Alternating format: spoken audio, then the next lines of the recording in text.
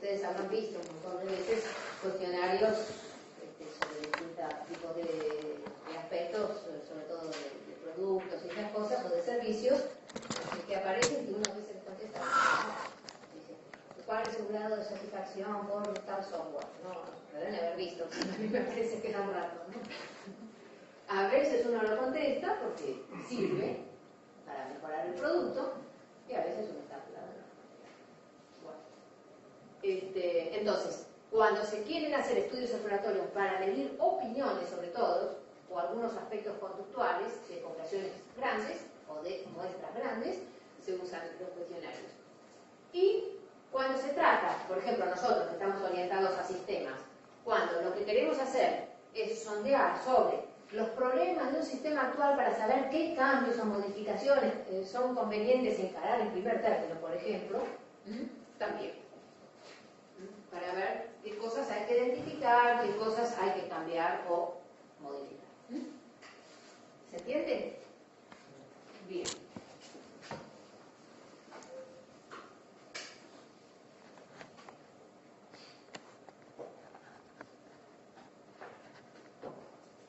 Bueno, como nosotros ya previamente hemos definido el objetivo, una vez que definimos el objetivo tenemos que traducir ese objetivo en una serie de preguntas que tienen que tener un orden, una estructura adecuada para que el objetivo se cumpla. Y además tenemos que ver algunas técnicas que a veces son necesarias para motivar al entrevistado a contestar. Sobre todo, por ejemplo, en el caso de que vayamos a hacer mano. ¿Por qué? Porque si el cuestionario, por ejemplo, tiene 50 hojas y son difíciles de contestar o uno no las entienda bien, chao, nadie va a contestar. Los cuestionarios tienen que tener determinadas pautas.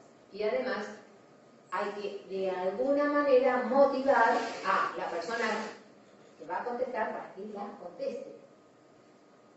Y las conteste la conciencia, o sea, transmitiendo la información como corresponde, y no, bueno, pongo cualquier cosa porque así me lo saco de encima.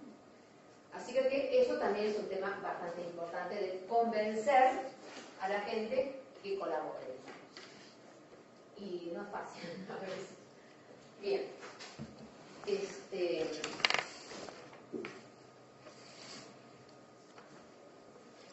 Tenemos el tema de las preguntas. El cuestionario siempre tiene preguntas.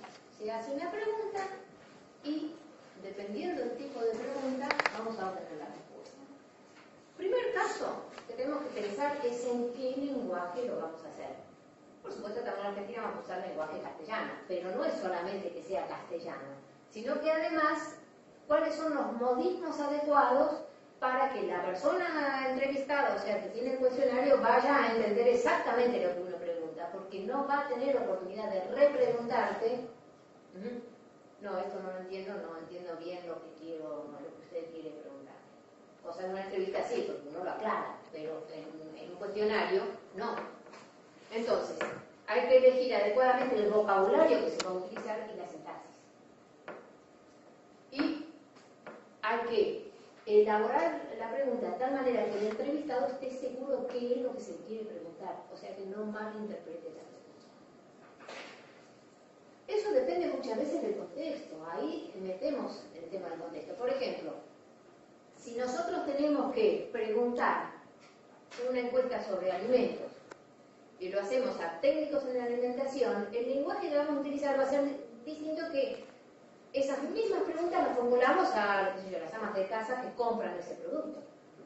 Porque va a haber formas de preguntar en la cual la persona que no es técnica no va a entender si se lo hacemos con vocabulario específico.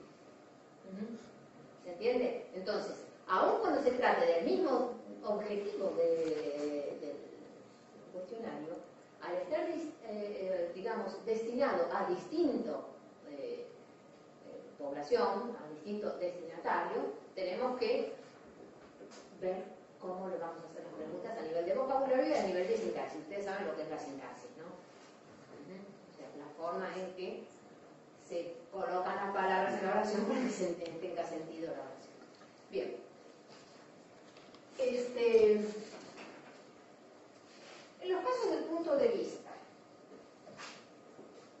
hay que ver que lo que se tiene que tener en cuenta no es solamente lo que el entrevistador o el que hace los cuestionarios tiene pensado, los puntos de vista de la persona, sino también los puntos de vista posibles que tengan los entrevistados.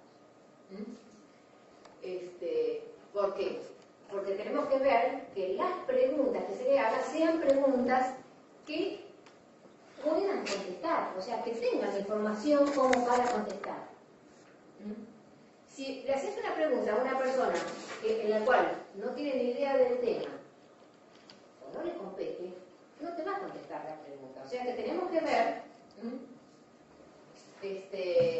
los puntos de vista, el conocimiento, la modalidad del entrevistado posible, del que va a contestar, para ponernos en su lugar y poder elaborar las preguntas en forma lo más correcta posible para ellos. Después, el grado de información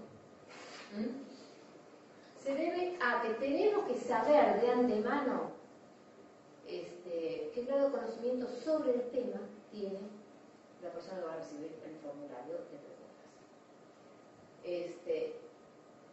Vamos a suponer que si se va a hacer sobre alimentos o sobre artículos de limpieza. Ustedes fíjense, por ejemplo, el marketing de artículos de limpieza. ¿A quién va dirigido siempre? A las mujeres, ¿no? Porque no quiere decir que no haya hombres que limpien, pero si vas a hacer una encuesta o vas a dirigir, es más probable que las mujeres estén más al tanto respecto al uso de la lavandina que determinados hombres. Y además también hay que ver en qué grupo etario está, o sea, en qué edades tienen. Es probable que una persona más tradicional capaz haya agarrado un paquete de lavandina, no sé su caso, pero cuando uno elabora la muestra y pone las preguntas, tiene que fijarse que aquella persona tenga real conocimiento sobre el tema, porque si no, no puede llegar a contestar cualquier cosa. Bien. Y aspectos de aceptación social. Esto ya lo hemos visto también en el caso de las entrevistados. O sea, cuando se hacen preguntas no debemos atacar o poner preguntas que al entrevistado le puedan ser socialmente incorrectas en el medio que está, ¿no? O sea que hay que estudiar también el lugar donde se desenvuelve, el grupo de pertenencia muchas veces. Porque hay preguntas que pueden llegar a molestar, a resultar idiosas, y entonces va a predisponer el entrevistado mal hacia la conclusión de o sea, para contestar a las preguntas, ¿no es cierto?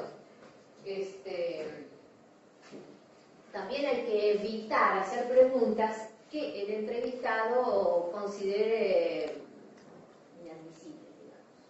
Por ejemplo, acá es obligatorio, por ejemplo, si hagamos una pregunta, puede haber personas que en el caso de que vean un accidente en la calle, salgan corriendo y desaparezcan porque tengan miedo de meterse en un lío. Pero vos no le podés preguntar a una persona en forma directa, si usted ve un accidentado en la calle, ¿usted se iría? Porque lo más seguro es que se sienta chocado si es de los que piensa que mejor es irse y no ayudar, ¿no es cierto? Entonces uno tiene que ver la respuesta para que la persona no se sienta implicada directamente en algo que no sería correcto. Porque lo más seguro es que te mientan, te digan, no, yo saldría corriendo y el día que pasa eso no hay nadie, ¿no? ¿Se entiende? O sea, hay determinados tipos de preguntas que hay que tener cuidado porque sí. O si, por ejemplo, algunas preguntas sobre política que si el encuestado se puede identificar, ¿no? O si es anónimo es otra cosa, pero si se puede identificar, puede resultar que le dé miedo, bueno, qué sé yo, si pongo que estoy en contra de Cristina Kirchner, entonces no puedo quedar sin trabajo, por ejemplo. Entonces pongo que todo está perfecto cuando en realidad no está tan de acuerdo, por ejemplo. Entonces, lo mismo, dicen, ¿cómo es el trato de su gerente de área? Y el cuestionario está hecho para 10 personas a cargo. El gerente de área baja la caña hay que contestar contra, por ejemplo. Entonces, esas cosas hay que tenerlas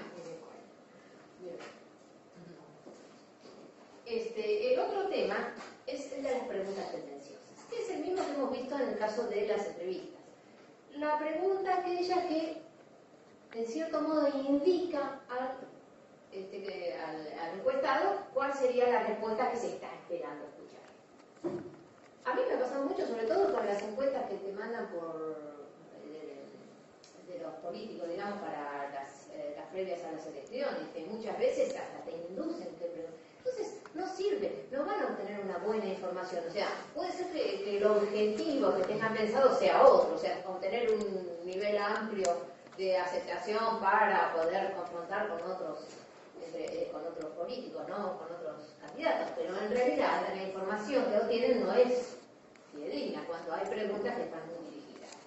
Así que siempre hay que tener cuidado de formular las preguntas de manera que la respuesta sea la que realmente quiere dar el entrevistado y no una que uno quiere.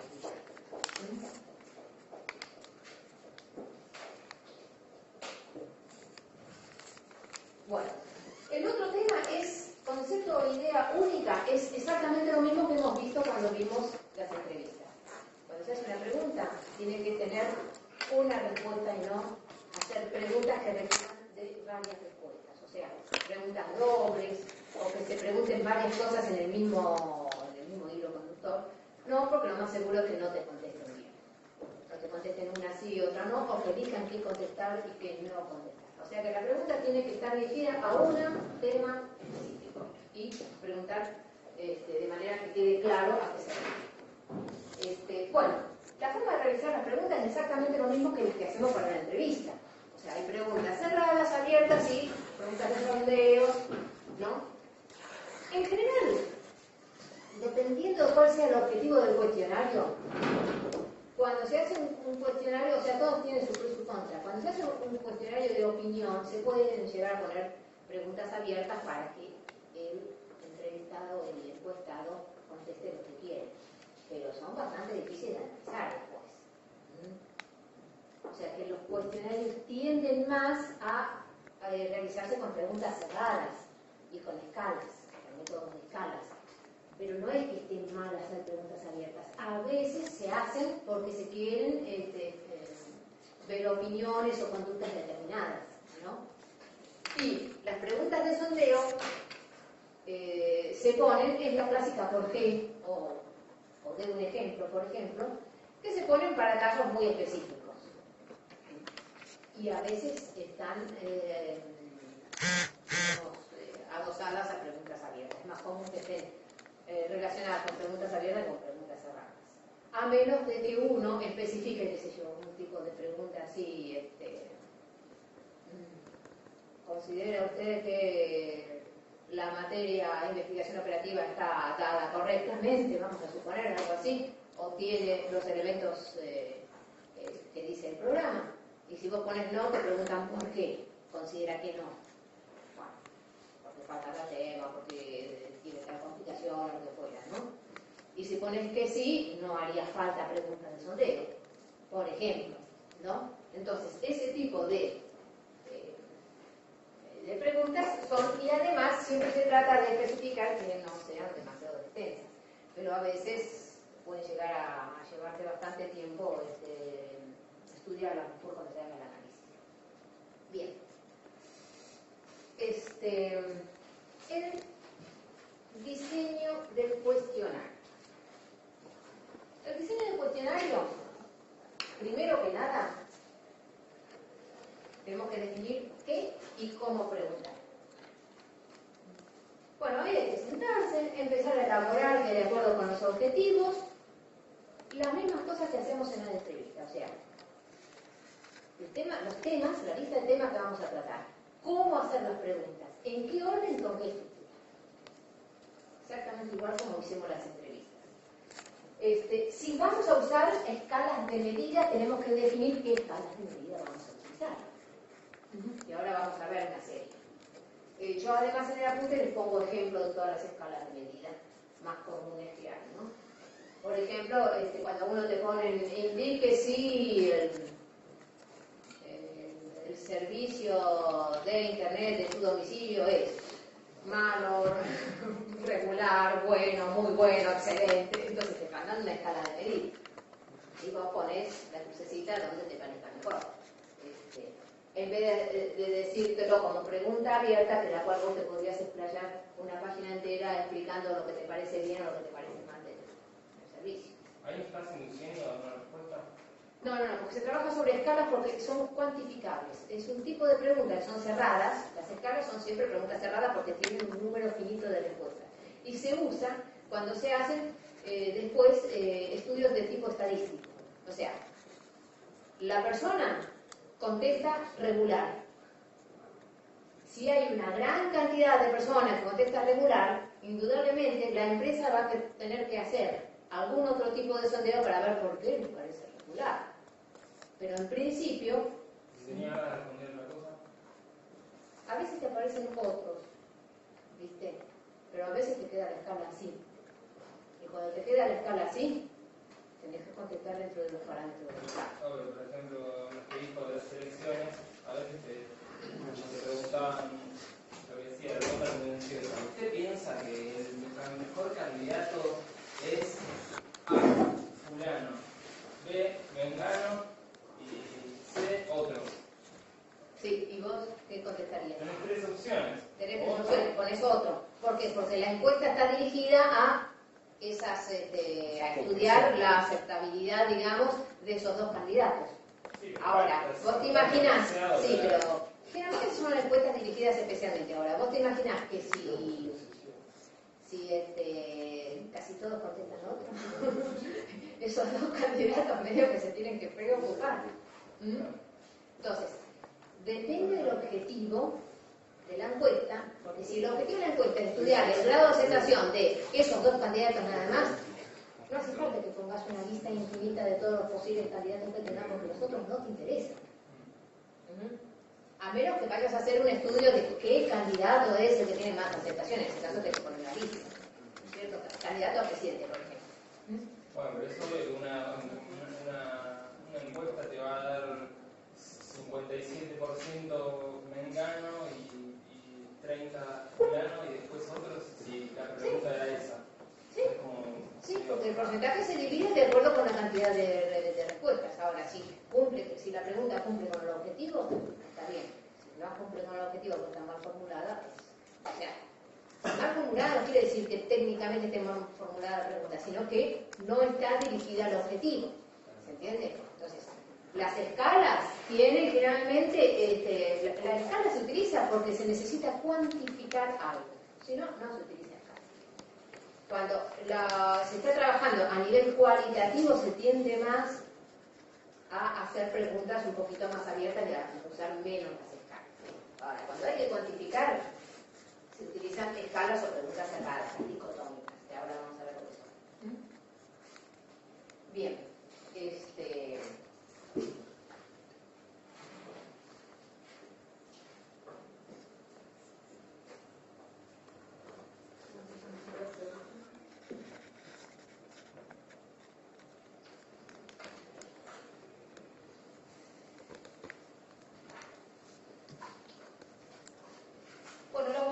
los formatos de presentación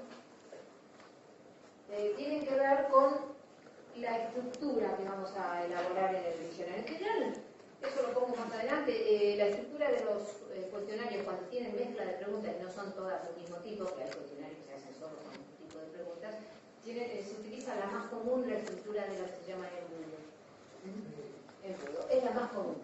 O sea, se hacen las preguntas generales como que son más centradoras al principio y después se ponen los puntos más específicos. En general, eso no quiere decir que se pueden usar las otras, ¿no? Pero en general, la más común son esas. Además, se puede en el diseño del cuestionario tener en cuenta un montón de otras cosas que dependerán del tipo de cuestionario, de la población a la cual está dirigida, de la muestra que uno tenga, etc. O sea, los que se dedican a hacer, sobre todo cuestionarios, pueden llegar a tener muchas cosas. También los tipos estadísticos con los cuales vas a hacer los estudios. O sea, porque si se trabaja con muestras, además hay que definir un montón de cosas, como por ejemplo el grado de error de las respuestas, no solamente de la muestra, sino también de las respuestas que vaya a obtener sobre esa muestra. En fin. La definición del estudio.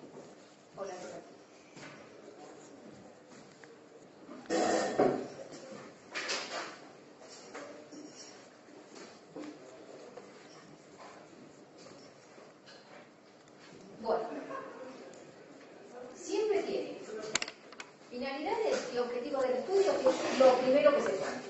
Va adosado a la documentación del proyecto. Los objetivos del trabajo y cómo se va a hacer el trabajo, el cuestionario propiamente dicho. Y después, en el caso de que sea necesario, planteo de hipótesis. O sea, uno tiene que plantear lo que espera obtener de ese cuestionario como respuesta para después realizar un análisis correcto. O sea, las hipótesis son, yo hago este cuestionario porque tengo tal hipótesis, o sea, me va a salir que el candidato más probable es fulano. Debido, por ejemplo, a tales propuestas que hace. Tengo otra hipótesis, puedo tener más de una hipótesis, y dependiendo cómo sean los resultados del estudio, ver si las hipótesis se corroboran o no. O sea, hay que hacer ajustes. Por ejemplo, ajustes en el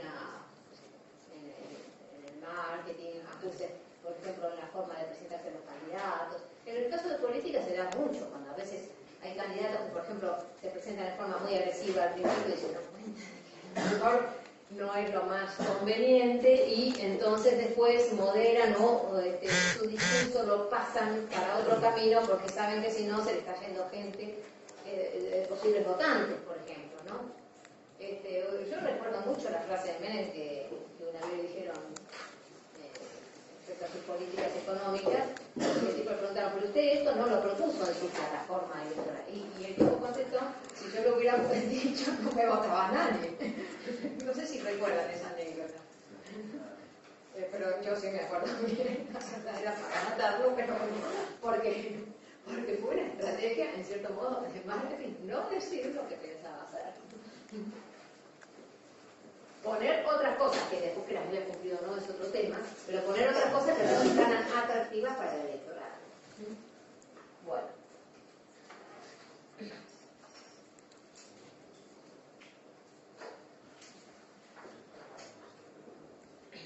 En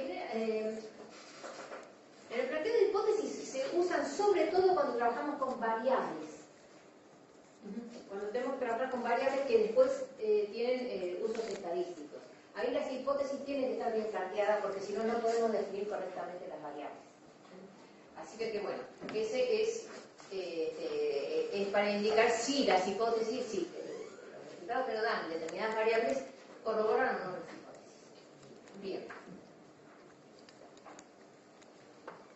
Bueno, en el caso de que tengamos que trabajar con variables,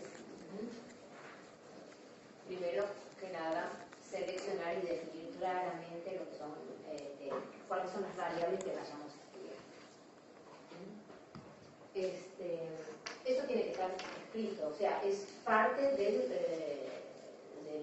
informe que se hace, es definir claramente las variables, el significado de las variables y qué variables se manejan. Después, hay que ver las variables, qué tipo de variables, cómo las vamos a cuantificar. Entonces, dependiendo del caso, puede ser, tenemos que definir las medidas que vamos a utilizar para cuantificar las variables, o sea, numéricas o de qué forma, cómo las vamos a realizar, si van a ser por categorías, en fin, todo ese tipo de cosas, las escalas que vayamos a utilizar para hacer las mediciones y también las categorías en caso que esté categorizado. Recuerden que en cuestiones de muestreo también tenemos trabajo con categorías. Porque a veces las variables no se refieren así en forma global a todas las muestras, sino que trabajamos por niveles, digamos, o con algún tipo de división que permiten el estudio más claro de determinadas variables. Después, cuando vamos a hacer el diseño del cuestionario, bueno, la tipología de los cuestionarios, eso es un estudio que da para mucho rato, porque hay muchísimas formas que podemos realizar un cuestionario. Hay muchísimas maneras. Y la elección de qué tipo de cuestionario vamos a hacer depende de muchos factores. O sea, quién está dirigido, a qué población, el medio que lo vamos a hacer, podemos mandarlo por internet, podemos entregar la hoja en mano, qué sé yo, o mandarla por correo, cómo vamos a recibir, en fin. Hay muchísimos detalles que hay que tener en cuenta. Por eso que les digo que hacer los cuestionarios no es tan fácil, hay que definir muchas cosas. ¿no?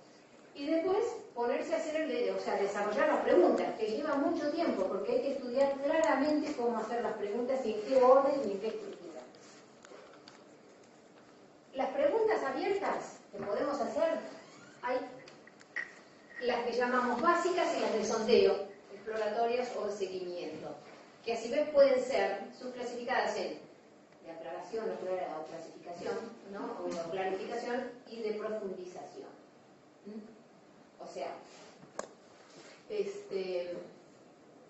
las preguntas abiertas básicas es cuando la persona escribe lo que quiera escribir sin dando una opinión particular. Mientras que las otras están referidas generalmente a un tema o pregunta tratado anteriormente.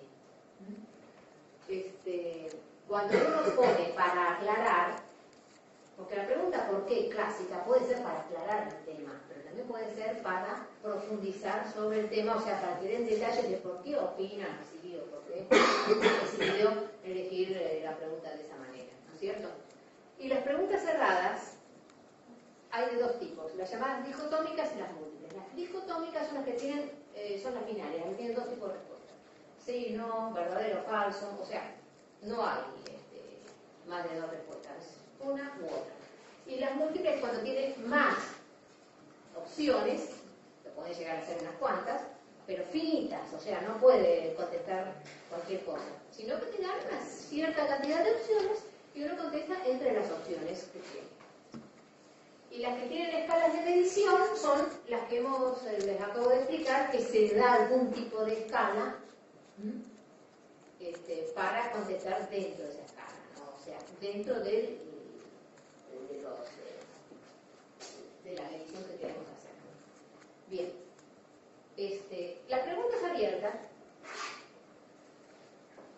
se consideran no estructuradas, que tienen una estructura bien fija. Las preguntas cerradas se consideran estructuradas. Entonces, las preguntas abiertas, la pregunta cuando es abierta, el encuestado contesta lo que quiere con sus palabras. Porque quiere donde está referido a la pregunta, pero con sus propias palabras. Y se usan para los estudios exploratorios y las encuestas que llaman piloto, que después vamos a ver, que son encuestas cuya objetivo principal es sondear opiniones respecto a determinado tema para hacer pronósticos. O sea, tienen el objetivo ver determinada tendencia o determinado posible resultado de algo que todavía no se está tema, o sea, no producir en realidad. Las preguntas cerradas no, tienen un número finito de respuestas. Y cuando trabajamos con escalas, podemos utilizar, dependiendo del tipo de variable, hay escalas que son para variables de tipo cuantitativa, o sea, numéricas que se puedan contar. Pueden ser numéricas con números específicos o de intervalos que trabajan, por ejemplo, la clásica, que da la edad de las personas, y que te ponen de 1 a 10, de 11 a 20, bueno, ¿usted en qué situación etaria está? Porque te ponen generalmente ideas. O por ejemplo, ¿por qué? Porque eso lo necesita porque las respuestas dependen a lo mejor de la edad de la persona. Por ejemplo, a usted tiene predilección por las hamburguesas tipo McDonald's. Y te ponen de 1 a 10, de 10 a 20, de 20 a 30. Y en general se puede ver que, qué sé yo, los de 1 a 10 o los de 10 a 20 tienen más predilección y generalmente las personas que tienen, qué sé yo, más de 60 años no pueden comerlo porque tienen algún problema de salud y por lo tanto no van a tener mayor predilección. Entonces, ¿qué pasa? Se estudia más el gusto de las personas que van a ser posibles compradoras que el gusto de las personas que a lo mejor casi nunca las comen. ¿Se entiende? Bueno, en cambio para las variables cualitativas suele haber muchísimas cosas. Hay escalas de categorías detalladas, escalas que se llaman de valores, las jerárquicas, las de importancia, la de suma constante, las Likert, y lo de las escalas diferenciales semánticas. En el apunte les voy a poner todos ejemplos de cada uno. Por ejemplo, alguna de las preguntas, una pregunta abierta, no estructurada. ¿Qué opinión merece la biblioteca de la facultad? Bueno, es abierta porque pueden dar la opinión que quieran, ¿no? ¿Qué servicios de la biblioteca usted utiliza? Puede variar dependiendo de la persona, hay algunos que no utilizan ninguno y otros que lo utilizan más o menos. Pero no está especificado, por ejemplo, qué servicio usted utiliza. Pedido de libros, se lleva el libro a casa, o sea, se pone una lista, no, ahí está abierto. Después, por ejemplo, en preguntas cerradas, si uno dice, utiliza la biblioteca como un centro de trabajo,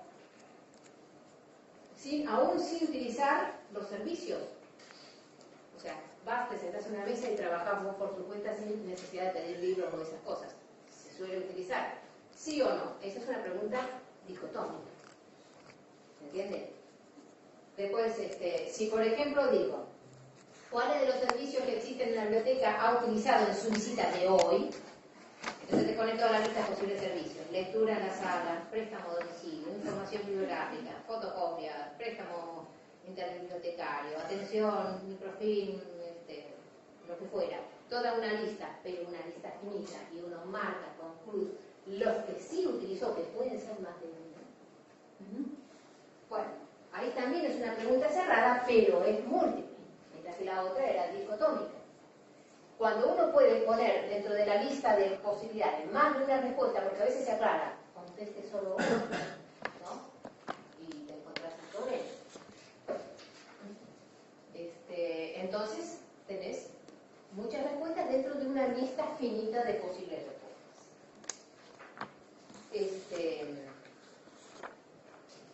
¿Cuánto tiempo hace que visita esta biblioteca?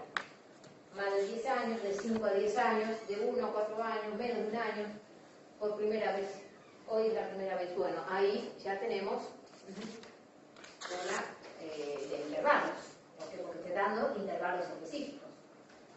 El trato que recibe el personal de la biblioteca y te ponen una escala con numérica.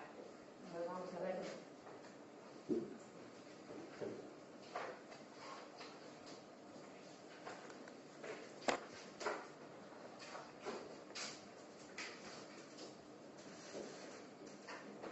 Me gusta de este lado, no me gusta.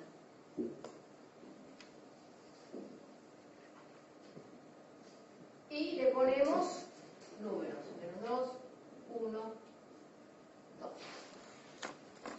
Y uno marca donde le interesa que esté el puntaje que le daría. Eso es una escala también de tipo numérica, o sea, tiene valores. Numéricos. El servicio de préstamo es pésimo, malo, normal, bueno, excelente. No sabe, no contesta. La clásica. Bueno, eso es también una forma de pregunta cerrada en la cual están viviendo de acuerdo con un criterio que en este caso puede ser numérico si le asignamos un peso, o puede ser cualitativo si no le asignamos peso, lo ordenamos de otro lado. Bien, y así, bueno, les he puesto montones de ejemplos. Por ejemplo, este que está acá. La colección de la biblioteca es, y te ponen anticuada, moderna, y en el medio te ponen una serie de posibles.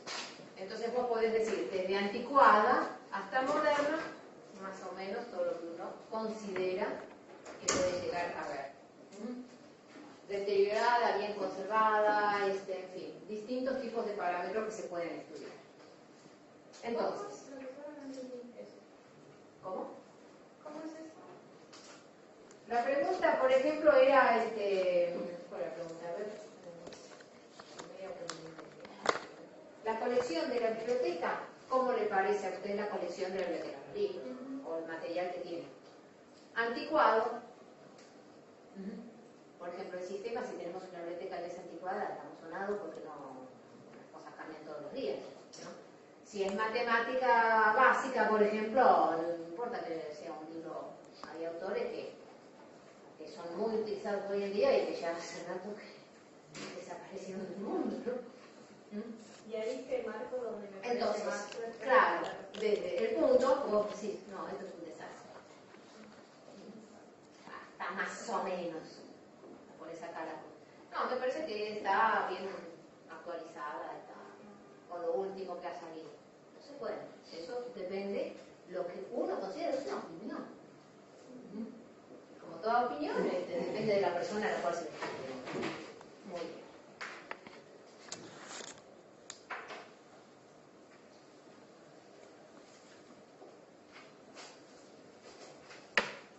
Nosotros, para poder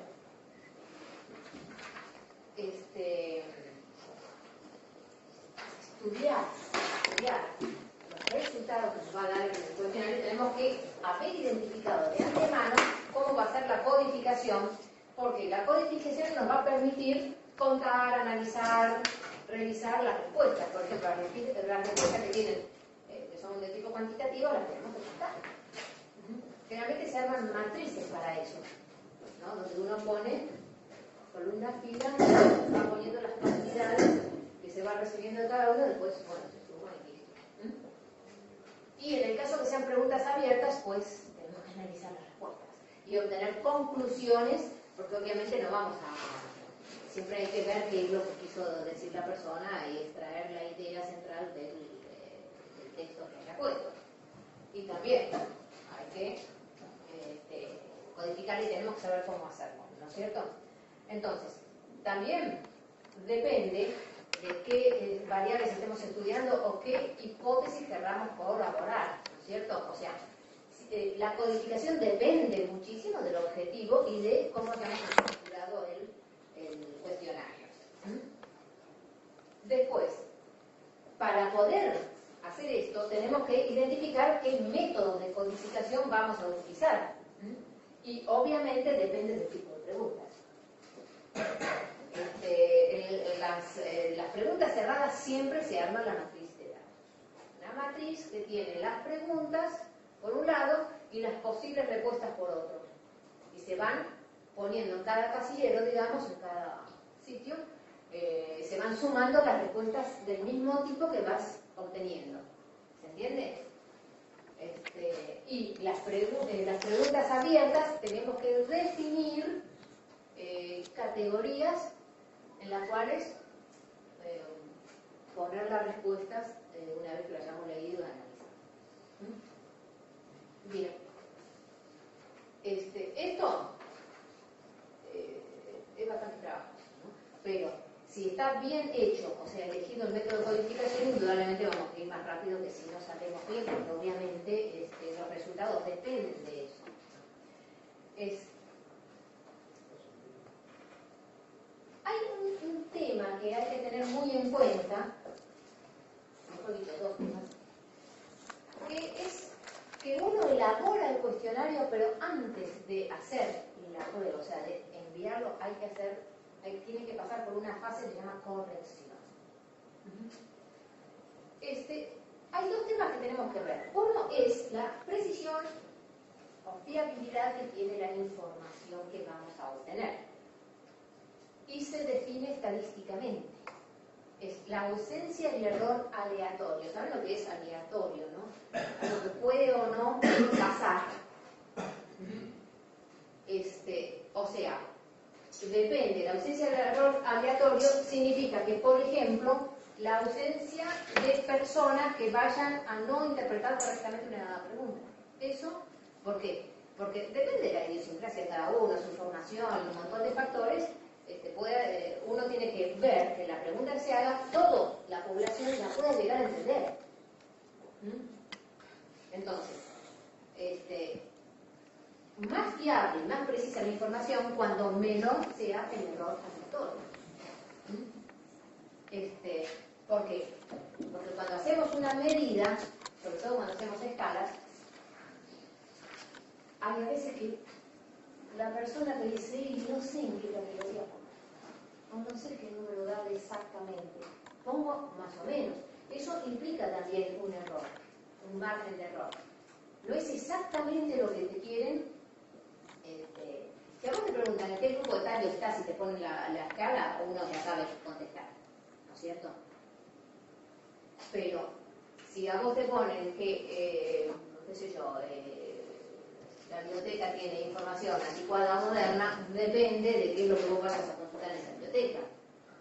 A una persona, de acuerdo con su tema, le puede parecer que no está muy al tanto, y otra persona que consulta otro tipo de tema le puede parecer que está súper moderno.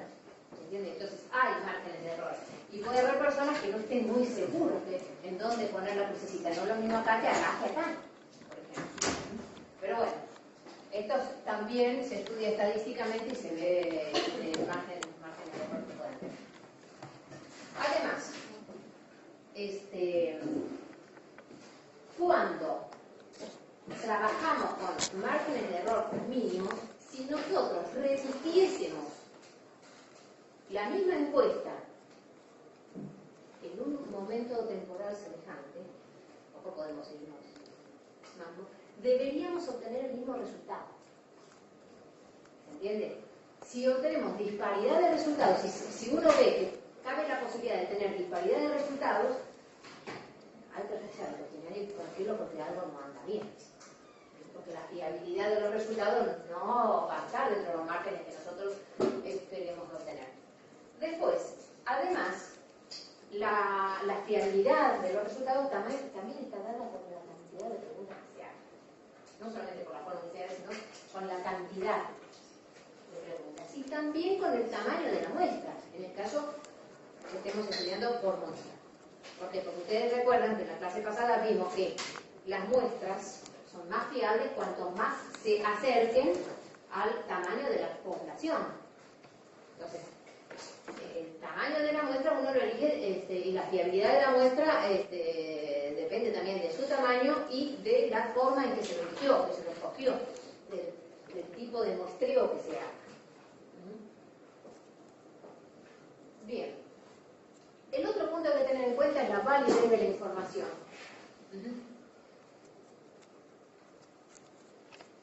Lo que se hace es, la validez de la información es válida cuando la relación entre lo que se mide y lo que realmente, lo que se está midiendo en el cuestionario y lo que se quisiera medir, se piensa medir, o se desea medir, es lo mismo.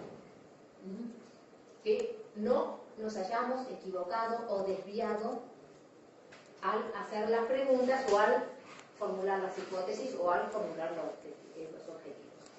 Es bastante embromado cuando uno está haciendo una encuesta y se da cuenta que en realidad hay cosas que no midió correctamente o que no planteó correctamente porque, ojo, que hacer una encuesta también es un costo, ¿no? Y es importante generalmente. Y bueno, para garantizar la validez de la información, tenemos que ver el contenido cuestionario. ¿Okay? O sea, el grado de representatividad que tienen las respuestas que nos dan a las preguntas que tenemos, que decimos. Y el dominio del contenido por parte de los encuestados. O sea, si realmente si los encuestados realmente tienen la información y están dispuestos a dar. Si falla una de esas dos cosas, es probable que tengamos margen de error.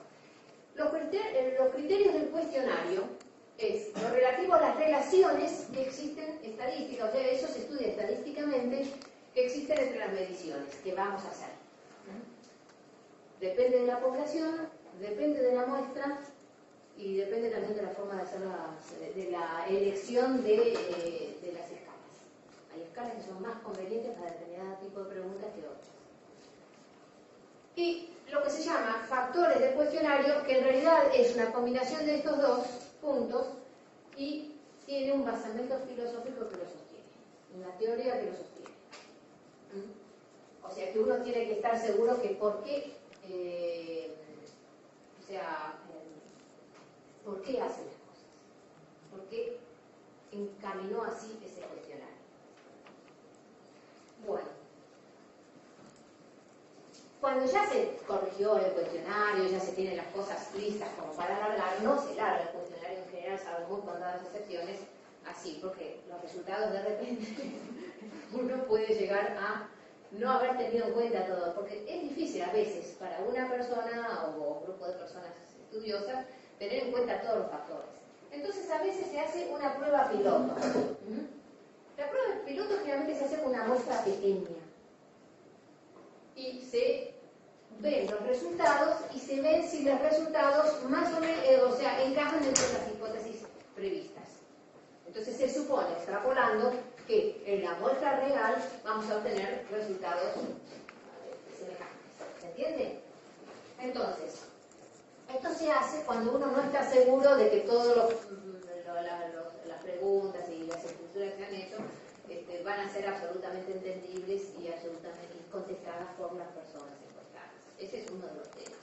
El otro tema es ver si el cuestionario tiene consistencia, tiene lógica y se sigue. O sea, que no fastidia al encuestado diciendo que bueno que es esto, mejor lo dejo. O lo dejo para después o contesto cualquier cosa y me lo saco de encima. ¿Se entiende? O sea, sí, la forma en que uno hizo las preguntas, que generalmente tiene, la estructura no tiene que ver tratando los temas de forma, digamos, fluida, hace que el encuestado lo pueda contestar rápidamente. Hay que tener en cuenta la extensión también, porque si le lleva 3 horas es probable que el tema reacio a contestar, ¿no? Después, sí, estudiar sí la muestra esa pequeña, las personas comprenden las preguntas, entienden realmente de qué se está tratando. Bueno, si la secuencia de preguntas es correcta, si las respuestas preestablecidas, las cerradas, se obtienen resultados semejantes a las hipótesis que hemos planteado, cómo se han hecho la discriminación de preguntas, y qué pasa en los casos de que uno vea que haya encuestados que no contestan el cuestionario. Bueno, hay que ver por qué. Porque eso se extrapola. Si en un grupo pequeño hay varios que no te contestan, estate seguro que en un grupo grande va a ser mucho peor. ¿Sí? Y entonces hay que ver qué fallas tiene la encuesta que no responde. También, ver si se ajusta al protocolo de procedimiento. Están reglados, hay protocolos que regulan la forma de realizar cuestionarios dependiendo del tipo de empresa que sea. No es lo mismo para un sistema interno de una empresa que para una encuesta de mercado. Se tiene que tener conocimiento de los protocolos que correspondan según el tipo de sondeo que se vayan a hacer. Bueno, ¿cómo va a ser? Cuando hay cuestionarios que son autocodificables, que generalmente ya están, realmente se pasan por computadora, después tenemos que ver cuál es el proceso de codificación y tenerlo programado, o tenerlo establecido de antemano. El nivel de preparación de los encuestadores, si es que se necesitan varios, tiene que ser semejante, y si es un encuestador que va a la calle a preguntar con el papelito como suelen pasar a veces, también tiene que estar muy seguro, primero, de que todos sean de un nivel semejante y que entiendan cómo hacer preguntas, y también que no vayan a influir sobre las respuestas. O sea, porque hay algunos encuestadores también que tratan de, a mí me parece tal cosa, no. Ellos no tienen que dar ningún tipo de opinión ni, digamos, guiar al encuestado con respecto a las respuestas. Y bueno, ¿sí? Pensé que como era un cuestionario iba a estar, digamos, ligado por completo de quién... No, a veces se hacen, lo común, sobre todo en sistemas, es que se manden los cuestionarios y no haya. Pero cuando se hacen cuestionarios guiados, como por ejemplo los que son de tipo marketing, o de opinión, que van en la calle. No sé si te ha pasado alguna vez que a veces te paran en la calle una persona y te trata de contestar, te pide permiso para contestar. En sistemas eso se utiliza extremadamente poco. Pero en ocasiones, sobre todo cuando hay, qué sé yo, a mí me ha pasado tener que mandar cuestionarios con encuestadores en una fábrica que tenía muchos operarios para ayudar en cierto modo para que les contesten, porque si no, no les contestaban. Entonces era preferible que la persona escribiera, le hiciera las preguntas y escribiera lo que el tipo contestaba, porque si no, no las contestaban más. Entonces, hay casos, dependiendo del motivo, pero en el caso de que ocurra, el encuestador tiene que estar preparado, tiene que, obviamente, tener ciertas características y uno tiene que aleccionarlo para que cumpla la tarea sin que tergiverse los resultados, ¿no? Bien, y bueno, y también hay que tener en cuenta todo el aspecto logístico. ¿Logístico qué quiere decir? ¿Cómo vamos a repartir el cuestionario? Si va a ser por correo, si va a ser por correo electrónico, quién se va a ocupar a mandar los cuestionarios, cómo se va a hacer la recogida de los resultados, si los resultados después se tienen que pasar a algún programa o a la computadora, quién los va a tipear, quién va a corregir a ver si lo tipeó bien o no. Todo ese tipo de cosas se tienen que tener en cuenta. Las cuestiones de superversión, en fin, muchas cosas. ¿Por qué? Porque eso muchas veces necesita de un presupuesto, que se elabore un presupuesto previo, porque puede llegar a costar bastante a nivel de dinero, ¿no? Bien. Y una vez que ya tenemos todo ingresado, acomodado y recibimos las respuestas, hay que empezar a analizar las respuestas. Entonces, para eso, hay que revisar todos los cuestionarios. Ya todos los cuestionarios tienen que pasar por revisión. No es una muestra de los cuestionarios, son todos. Hay que ver, hay que codificarlo, clasificarlo, hay que ver en qué categoría ponerlo, según cómo se haya preparado eso, ¿no? O sea, a la información que se obtiene de los cuestionarios es porque uno la ha buscado por algo. Entonces, hay que clasificarla según corresponda. En el caso de preguntas, sobre todo si son abiertas o de sondeo, hay que analizar las preguntas. Y las otras, hay que cuantificarlas como corresponde según su escala. Hay que ver qué evolución, o sea, cómo se dan las respuestas, cómo se van trabajando las respuestas para ver cómo evolucionó el estudio a lo largo, porque hay estudios que pueden llegar a llevar bastante tiempo, o sea, que se hacen, e incluso hay estudios de cuestionarios que se hacen en diferentes etapas. Por ejemplo, se hace un determinado estudio a la mañana, después se hace el mismo pero a la tarde y se hace el mismo a la noche. O se hace a principio de mes y a fin de mes para ver cómo son las respuestas, por ejemplo, ¿no? En el caso que sea necesario, por supuesto, ¿no?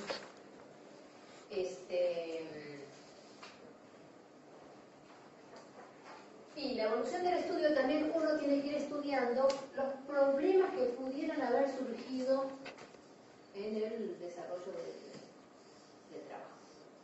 Porque así como nosotros vimos que en la entrevista pueden surgir problemas, acá también. Muchas veces están relacionados con los mismos tipos de aspectos. O sea, hay que ver que se trata con personas. Y por lo tanto, puede haber problemas en el trato. Se hacen muchas veces, se hacen estudios predictivos respecto a los resultados, eso es para corroborar hipótesis. Bueno, uno tiene, porque si los resultados se escapan mucho de lo que uno predijo, también hay que ver por qué. Es un problema bastante importante. Y por último, todo esto requiere un informe, los famosos informes, que se presentarán a quien corresponda según el caso. ¿No es cierto? La redacción de informes es algo que más adelante ya vamos a ver. Yo voy a ponerles un apunte auxiliar de cómo redactar informes, pero tiene que tener un detalle de todo, de lo que se hizo antes, o sea, de objetivos, metas, formas de codificación, etcétera, etcétera, etcétera, y de cuáles fueron los resultados que se obtuvieron. Bien.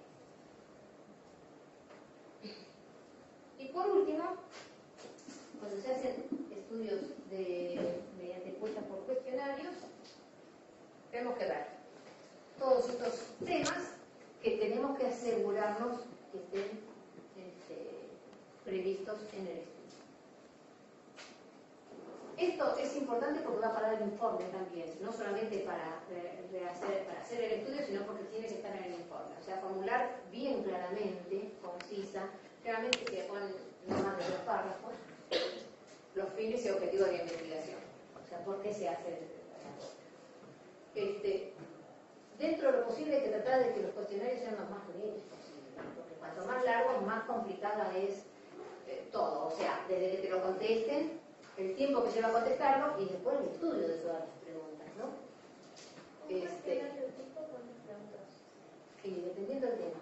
Yo ahí les voy a colgar un ejemplo de una encuesta tipo para sistemas de un trabajo que hice, pero como ejemplo, ojo,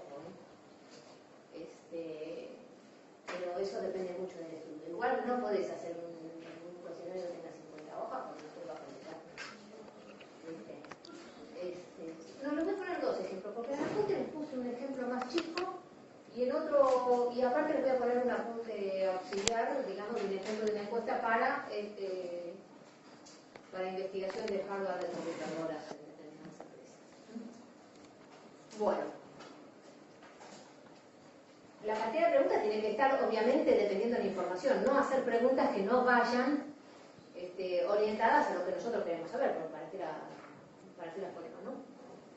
Después, la corrección de las preguntas, la secuencia y la estructura correcta, en general forma de embudo, lo cual no quiere decir que no se puedan utilizar las otras, pero en general la más usada, la extensión del cuestionario, los criterios de codificación, eso tiene que estar previsto de antemano, ver si se va, o sea, definir si se va a estudiar una población o una muestra, porque estadísticamente es diferente, la población te da un mayor margen. Pero si la población es extremadamente grande, uno tiene que hacer muestra. Y en el caso de que sea muestra, bueno, tenemos que ver cómo vamos a seleccionar la muestra con las técnicas de muestreo. Asegurar la validez y fiabilidad de los resultados antes. O sea, ver los márgenes de error posibles antes de empezar el estudio. O sea, el trabajo de campo. ¿Alguna pregunta específica?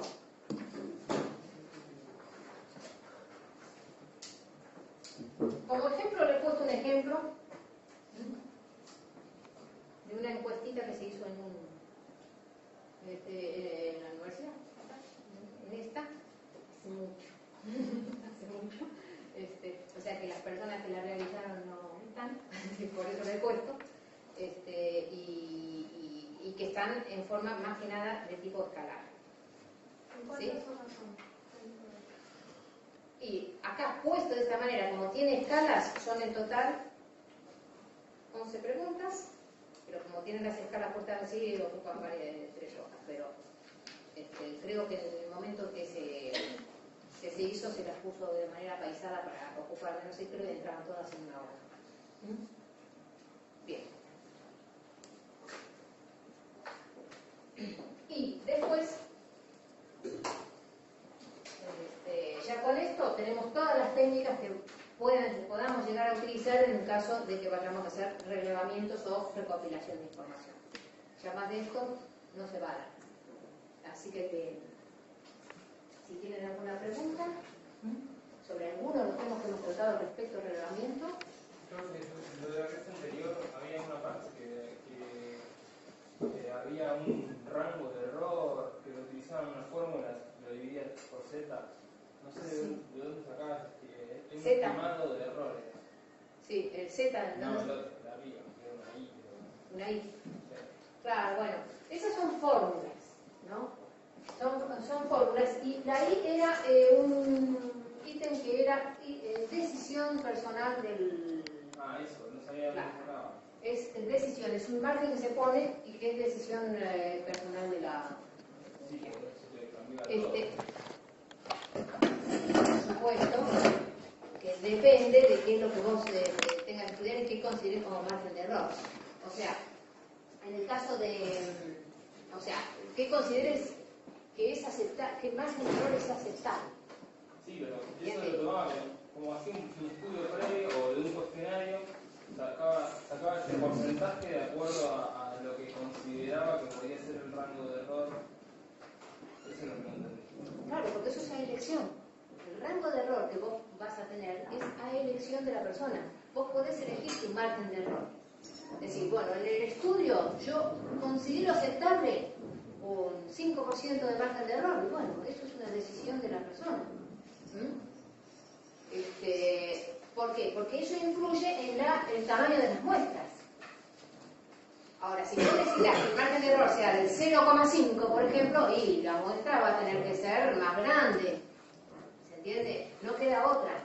Entonces, para decidir tamaños de muestras tenemos que definir previamente qué grado de fiabilidad va a tener. Y en nuestro proyecto, eso lo vamos a usar nosotros. No sé qué proyecto van a hacer. Ahora, lo más probable es que estas técnicas no utilicen porque ustedes van a hacer un proyecto chiquito. Por eso.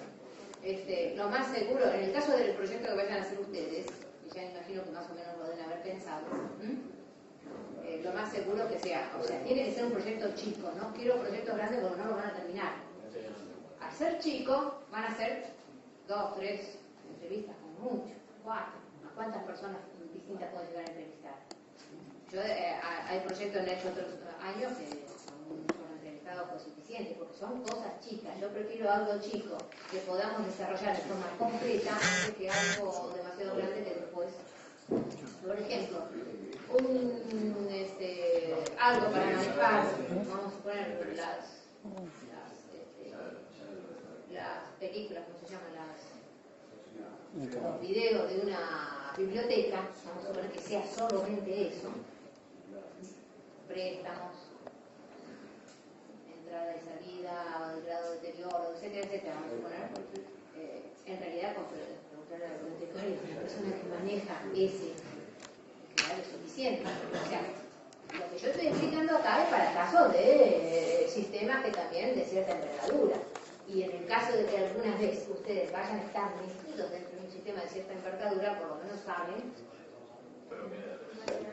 sí, las herramientas y cómo básicamente se utilizan. De todos modos, hacer encuestas generalmente lo hacen personas bastante especializadas y necesitas ayuda de muchas veces de censistas o de personas que están metidas en cuestiones estadísticas. No es tan fácil hacer encuestas masivas así.